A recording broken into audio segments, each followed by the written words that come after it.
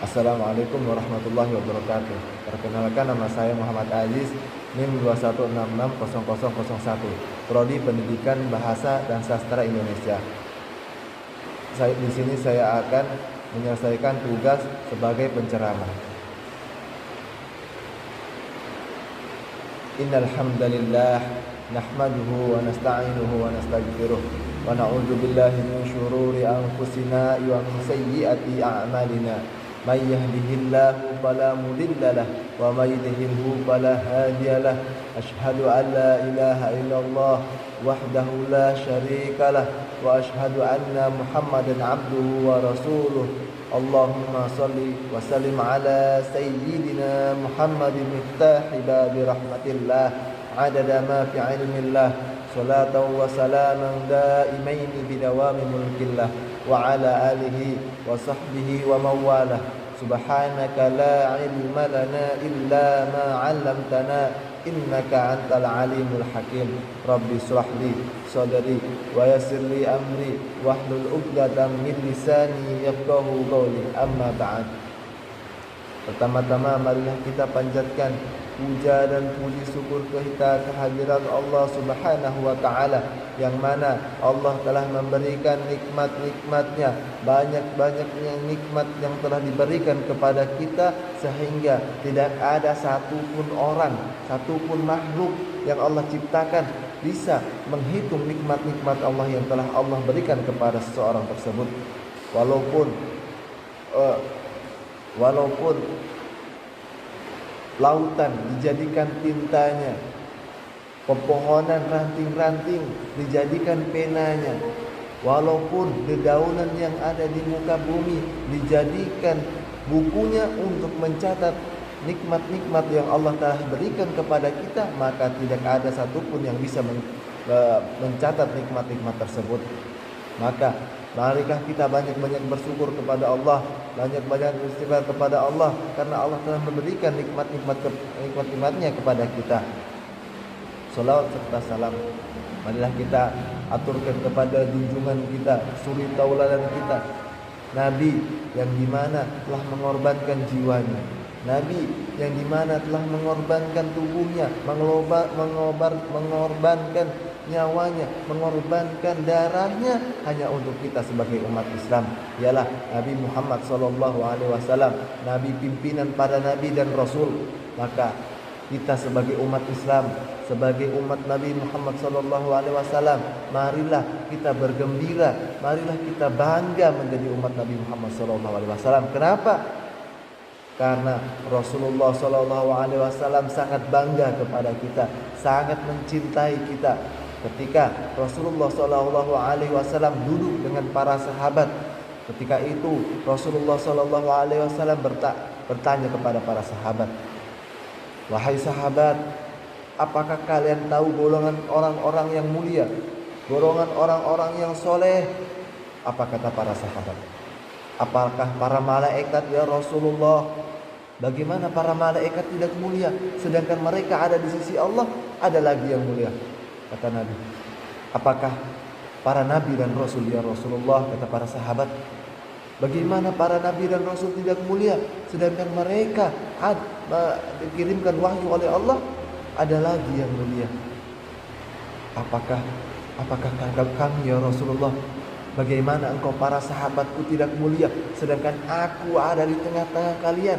Ada lagi yang mulia. Hanya Allah dan engkau yang tahu ya Rasulullah, kata para sahabat.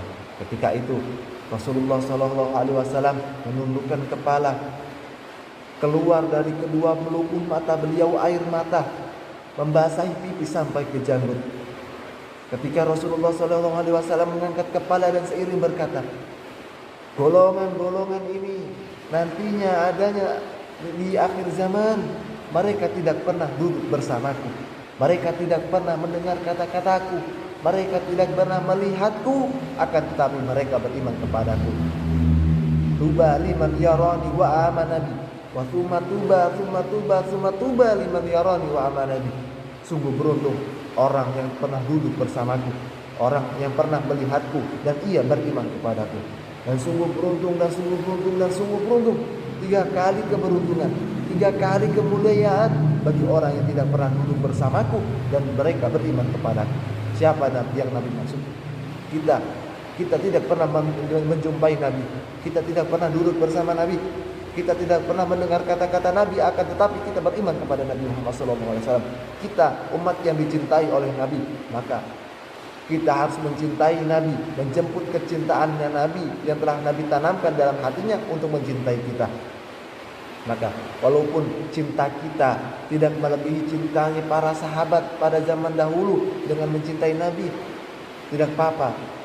Ada seorang anak yang sangat mencintai Nabi sehingga dia wafat dengan kecintaan Nabi Muhammad SAW. Anak tersebut berada di zaman Syekh Abdurrahman Ad-Dibai. Ketika itu Syekh Abdurrahman Ad-Dibai hendak ingin berziarah ke makam Rasulullah.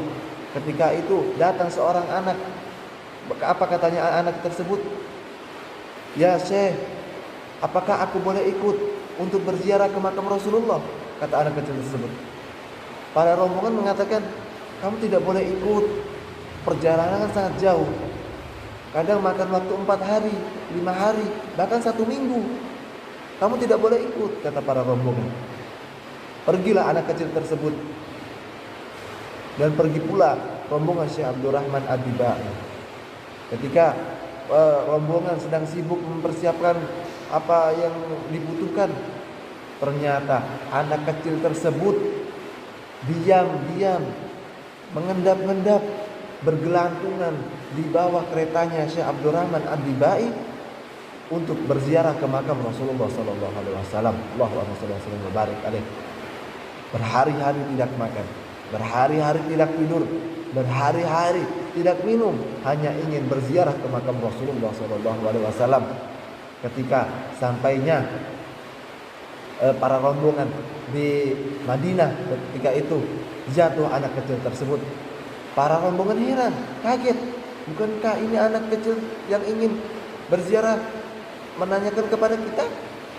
Iya, berarti hari-hari dia tidak makan, berhari-hari dia tidak tidur, berhari-hari dia tidak minum. Lari anak kecil tersebut. Saking lemasnya anak kecil tersebut, lelahnya dia tidak makan, tidak minum, tidak tidur. Terjatuh anak kecil tersebut. Ketika ia terjatuh, dia ambil debu Madinah, dia usapkan ke wajahnya. Ketika itulah langsung meninggal anak kecil tersebut. Langsung Syekh Abdurrahman Ad-Dibai memakamkan anak kecil tersebut di Madinah.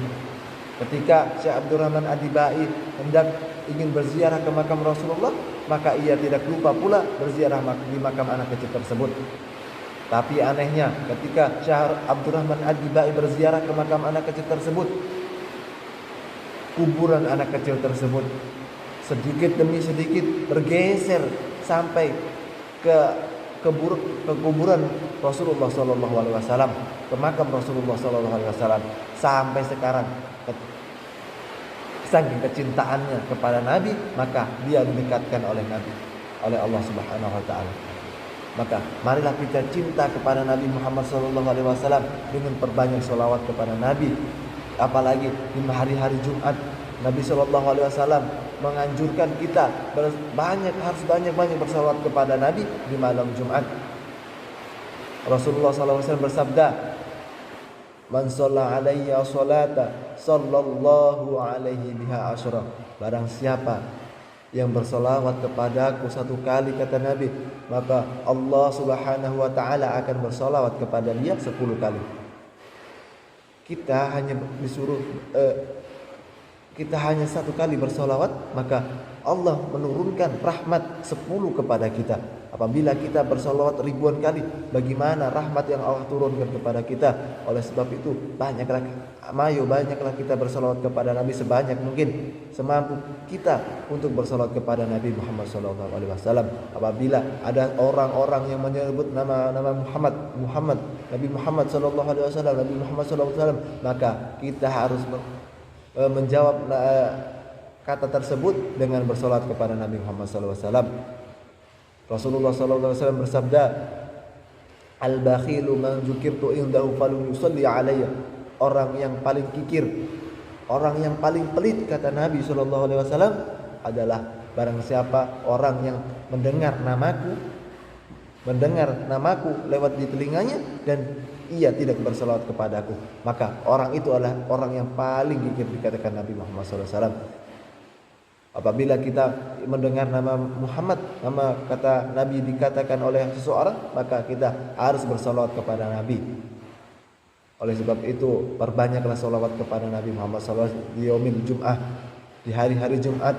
Disitulah kita harus banyak-banyak bersalawat kepada Nabi, karena Nabi SAW mengatakan orang yang paling dekat denganku adalah orang yang paling banyak bersalawat kepadaku. Mungkin hanya itu yang saya bisa sampaikan, kurang dan lebihnya saya mohon maaf. Wabillahi taufiq wal hidayah. Wassalamualaikum warahmatullahi